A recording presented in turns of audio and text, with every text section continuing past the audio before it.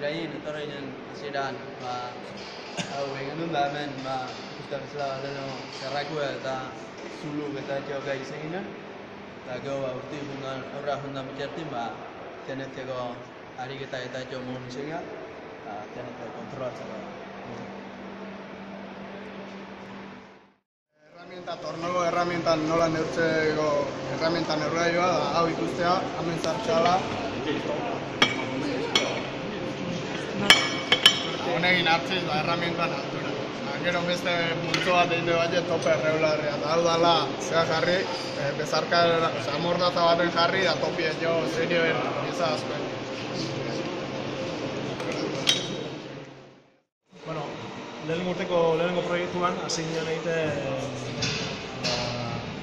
plakatxo hau eta numero hauekin eta oso izan eskusku, ez? Ginen zerrakin lanian eta bueno, limatzen, lima ikasten eta hori dena eta zulotxo batzun da bai, nahiko primitibo izan zen, ez? Zentzu horretan makinekin zeikusi handi bat gara. Eta bueno, ja, bigarren urteko azkeneko proiektuan ikusten denez, piezen komplexitatea asko erratzen da.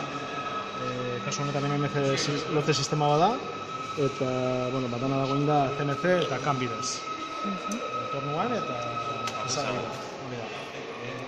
Eta desberdintasuna palpablia da, azkenean bai prozesuan eta bai emaitzan. Momentuan, hoxe, hemen ikusten zuen bezala hau ingenuen. Gehien bat zehazian eskuzko lanak egitea, zerra horri egin da, eskuzko taladura egin da, eta goia pasagea kurso bukaeran, piezak CNC bidez egitea, ordenadoreko CAN programan ibili deu.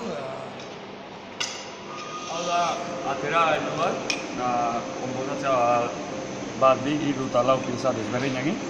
Honen helburu da, pasa horiek eta katiauta eratzea genin, hemen dauden tornilukin bozkaitie, gero golpe bat eman da atzean.